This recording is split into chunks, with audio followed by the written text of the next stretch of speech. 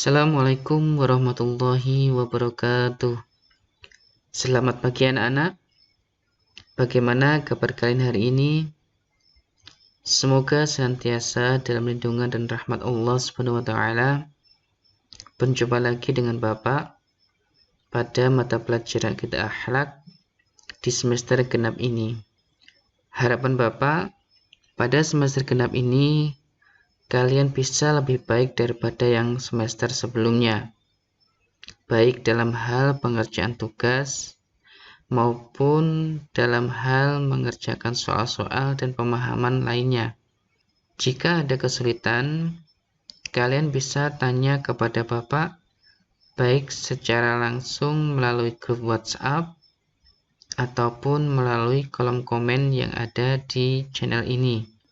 Pada mata pelajaran Aqidah Akhlak semester genap ini, pada bab pertama kita akan mempelajari tentang keteladanan Rasul Ulul Azmi dan keistimewaannya. Sebelum pembelajaran dimulai, Bapak ingatkan agar kalian melakukan absensi melalui aplikasi e-learning dan juga jangan lupa untuk memastikan bahwasanya kalian telah melihat video pembelajaran pada pagi hari ini. Kalian ketik nama, kelas, dan nomor absen di kolom komen. Tujuannya adalah untuk memastikan bahwasanya kalian benar-benar telah mengikuti pembelajaran pada pagi hari ini.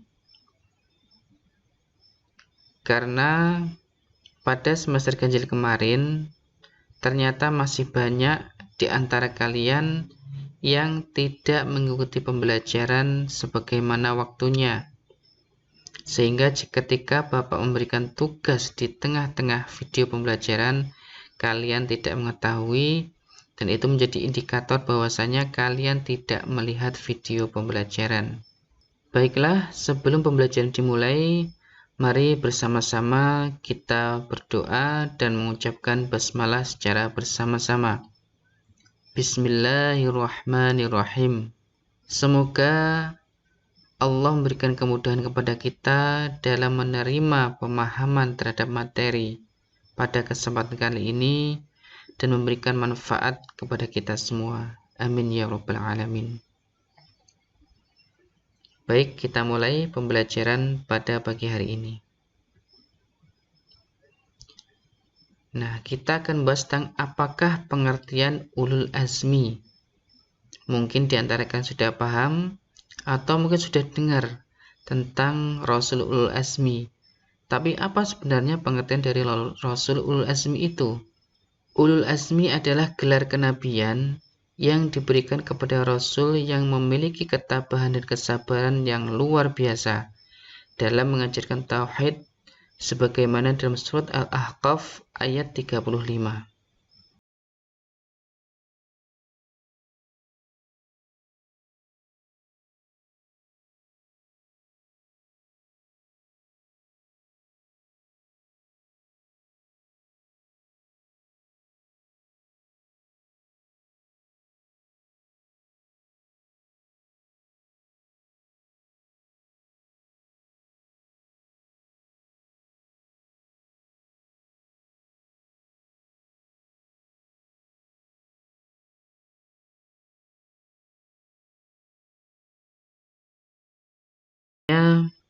Maka bersabarlah kamu seperti orang-orang yang mempunyai keteguhan hati dari Rasul-Rasul telah bersabar, dan janganlah kamu meminta disegerakan azab bagi mereka. Pada hari mereka melihat azab yang diancamkan kepada mereka, mereka merasa seolah-olah tidak tinggal di dunia, melainkan sesaat pada siang hari. Inilah suatu pekerjaan yang cukup, maka tidak dibinasakan melainkan kaum yang fasik. Quran Surat Al-Ahqaf ayat 35. Lalu, siapakah Rasul Azmi itu? Ada 5 nabi yang mendapatkan gelar tersebut, yakni Nabi Nuh alaihissalam, Nabi Ibrahim alaihissalam, Nabi Musa alaihissalam, Nabi Isa alaihissalam, dan Nabi Muhammad SAW, sebagaimana disebutkan dalam surat Asy-Syura ayat 13.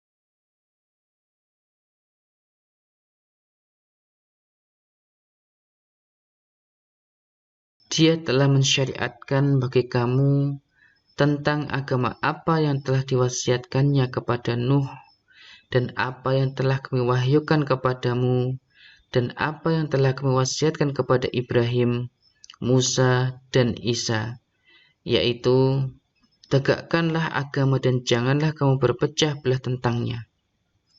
Amat berat bagi orang-orang musyrik agama yang kamu seru mereka kepadanya. Allah menarik kepada agama itu orang yang dikehendakinya, dan memberi petunjuk kepada agamanya orang yang kembali kepadanya.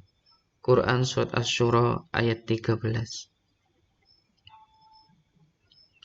Nah, kita sekarang akan bahas tentang Nabi-Nabiul Azmi. Yang pertama adalah Nabi Nuh alaihissalam.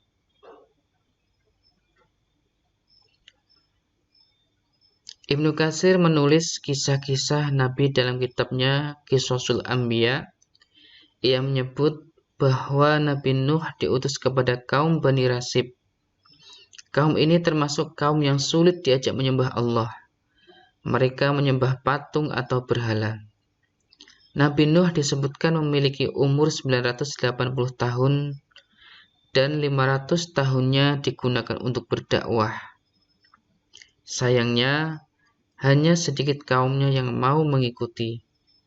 Bahkan anaknya yang bernama Kan'an dan istrinya Wali'ah pun turut membangkang. Hingga suatu ketika Nabi Nuh alaihissalam diutus untuk membuat kapal sebagai tempat penyelamatan. Ketika membuat kapal, Nabi Nuh alaihissalam masih dicaci bahkan dianggap gila karena tidak mungkin ada banjir besar. Akhirnya, atas kehendak Allah Subhanahu wa taala, umat Nabi Nuh yang membangkang ditenggelamkan dengan gelombang air bah dan semuanya hancur, kecuali Nabi Nuh dan pengikutnya yang beriman.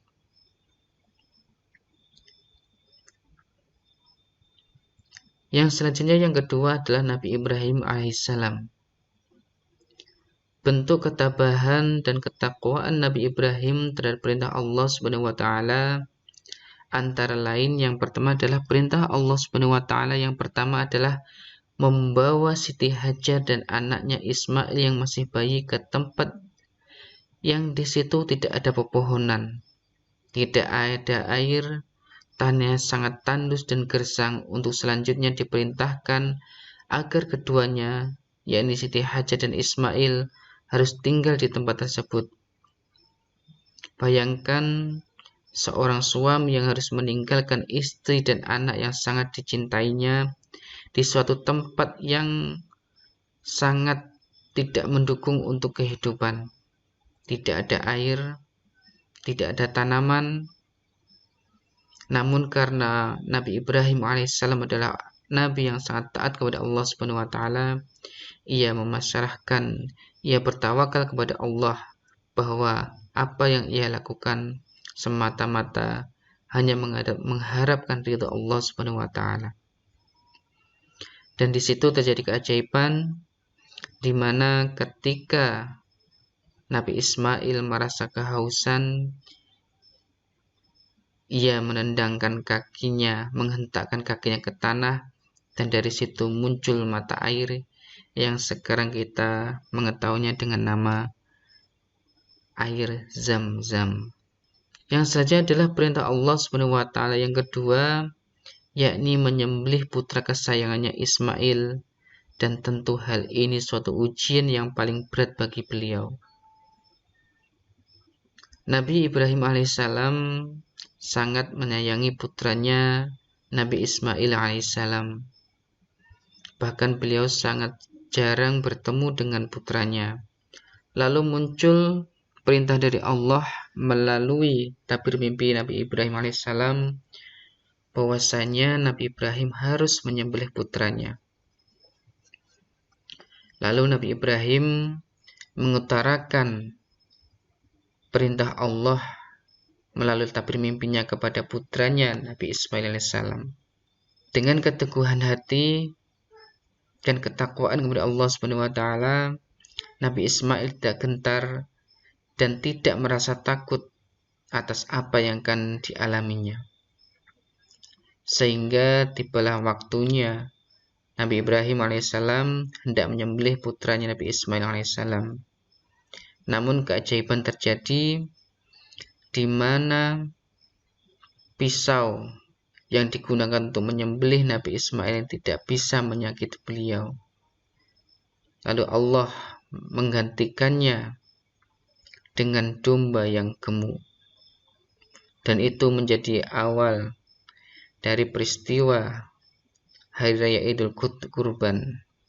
Yang selanjutnya adalah perintah Allah SWT, yakni Nabi Ibrahim harus ke Mekah setelah beliau berhijrah ke Palestina. Allah memberikan perintah kepada Nabi Ibrahim untuk membangun Baitullah atau Ka'bah bersama beliau Nabi Ismail alaihissalam. Semua perintah Allah beliau laksanakan dengan penuh kesabaran dan ketabahan, tapi semua berujung pada pertolongan Allah Subhanahu wa taala. Pada masa itu, ketika Nabi Ibrahim alaihissalam melakukan perjalanan dari Palestina ke Mekah adalah selama 30 hari, dan ketika pulang kembali ke Palestina beliau melakukan perjalanan 30 hari. Sepertilah kesabaran dan keteguhan hati Nabi Ibrahim alaihissalam dalam menjalankan perintah Allah Subhanahu wa taala. Bahkan selain itu, beliau dihadapkan dengan pemerintah yang sangat kufur, yakni Raja Namrud, di mana karena Nabi Ibrahim alaihissalam tidak mau menyembah Raja Namrud dan menentang berhala, Nabi Ibrahim dibakar hidup-hidup. Atas pertolongan Allah Subhanahu wa taala, Nabi Ibrahim tidak merasakan panas atas api yang membakar dirinya, melainkan beliau merasakan hawa yang dingin. Yang ketiga adalah Nabi Musa alaihissalam. Nabi Musa alaihissalam juga termasuk Rasul yang menyandang gelar Ulul Azmi, sebab kesabarannya menghadapi kaum Bani Israel, kaum yang dikenal sebagai kaum yang suka membangkang dari aturan-aturan Allah Subhanahu wa taala. Selain itu, beliau juga dihadapkan dengan Raja Fir'aun, yang dikenal sebagai raja yang mengaku dirinya Tuhan. Dia sangat menentang ajaran Nabi Musa alaihissalam, bahkan mengutus tentaranya mengejar Nabi Musa alaihissalam beserta pengikutnya untuk membunuhnya. Tetapi Allah Subhanahu wa taala menyelamatkan mereka yang dapat berjalan di antara laut yang dapat terbelah. Sementara Fir'aun dan tentaranya ditenggelamkan oleh Allah Subhanahu wa taala, sebagaimana difirmankan Allah dalam surat Asy-Syura ayat 63.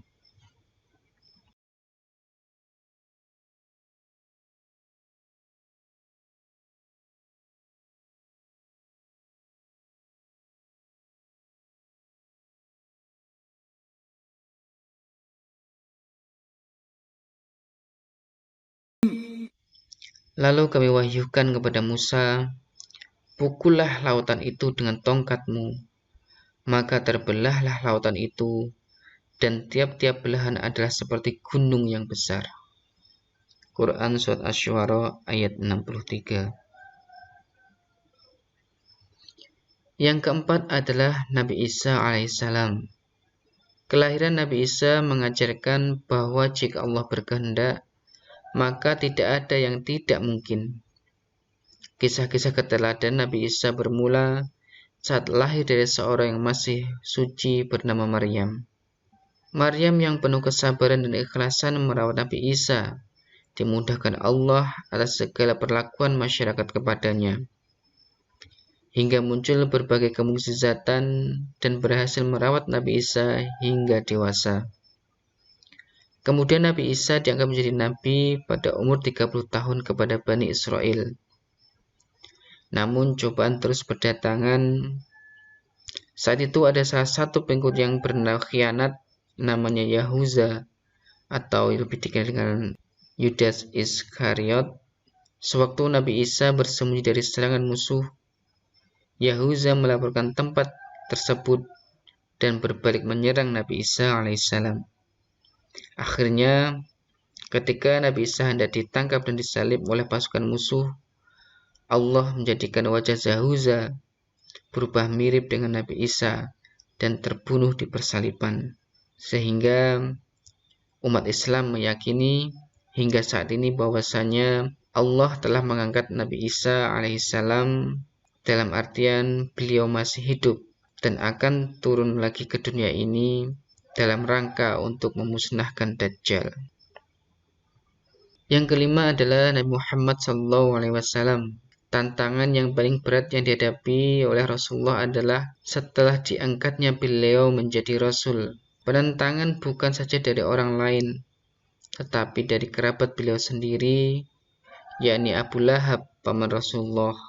Pada saat mensyiarkan agama Islam, beliau sangat ditentang oleh kaum kafir Quraisy. Mereka takut bahwasanya Nabi Muhammad akan mengambil kekuasaan dari tangan mereka. Nabi Muhammad akan menghilangkan perdagangan-perdagangan mereka. Dan juga dalam Islam mengajarkan adanya persamaan derajat, dan itu yang tidak mereka terima. Sehingga mereka berupaya untuk menghalangi dakwah Rasulullah SAW. Pada waktu itu, kaum kafir Quraisy memboikot Bani Hashim dan Bani Muthalib. Beliau juga harus ikut menderita tatkala Bani Hashim diboikot, diasingkan di sebuah lembah karena dakwah beliau. Selain itu adalah beliau memaafkan penduduk Taif yang melemparinya dengan batu, dengan kotoran manusia dan unta. Pada masa itu, beliau hendak mencari pertolongan dari kerabatnya yang ada di Taif, namun beliau mendapatkan yang sebaliknya. Yang selanjutnya, beliau juga memaafkan Suraqah bin Malik yang berniat membunuhnya. Selain itu, ada suatu cerita, ada suatu kisah di mana pada waktu ada seorang nenek tua yang sedang membawa kayu bakar. Nenek tersebut terlihat tertatih-tatih membawa kayu bakar itu. Melihat hal tersebut, Rasulullah SAW datang membantunya. Dalam perjalanan, si nenek tua berkata dan berpesan kepada pemuda yang membantunya, yang tidak lain adalah Nabi Muhammad, agar tidak mempercayai Muhammad. Nenek itu berkata bahwasanya Muhammad itu adalah pendusta, adalah pembohong. Namun mendengar hal itu, Nabi Muhammad hanya diam saja. Hingga akhirnya sang nenek tadi bertanya, "Siapa namamu wahai anak muda?" Lalu Nabi Muhammad menjawab, "Muhammad." Seketika itu juga nenek tersebut bergetar hatinya. Dan seketika itu juga beliau menyatakan keislamannya di hadapan Nabi Muhammad SAW. Karena sifat-sifatnya tersebut, banyak orang yang senang memusuhinya menjadi simpati dan akhirnya beriman. Sifat-sifat utama yang dapat kita teladani dari para Rasul Ulul Azmi antaranya adalah kita harus berlatih sabar, berlatih ikhlas, berlatih ikhtiar, berlatih tawakal, serta teguh pendirian.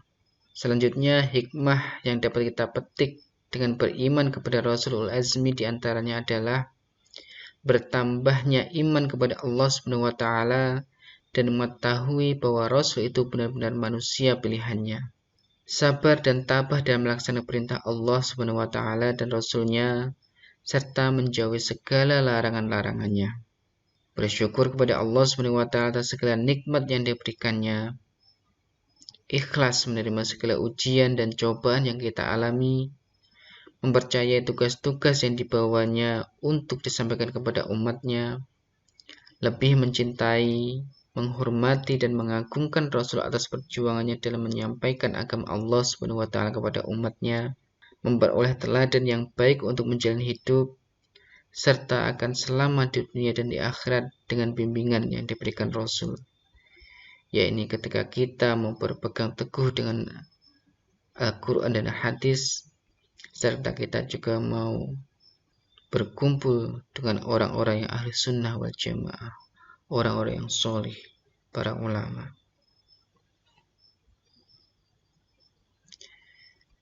Demikian tadi pembelajaran pada pagi hari ini. Semoga bermanfaat. Jika ada pertanyaan, bisa ditanyakan lewat kolom komen di channel YouTube ini, atau bisa ditanyakan melalui grup WhatsApp atau via email juga boleh. Nah, setelah ini nanti Bapak akan memberikan evaluasi melalui Google Form terkait pembelajaran pada pagi hari ini. Bapak harap kalian bisa menyelesaikan tepat waktu, tidak diundur-undur seperti semester 1 kemarin, di mana Bapak harus menagih. Baik, pembelajaran pada pagi hari ini Bapak akhiri. Semoga bermanfaat bagi kita semua. Akhirul kalam. Wassalamualaikum warahmatullahi wabarakatuh.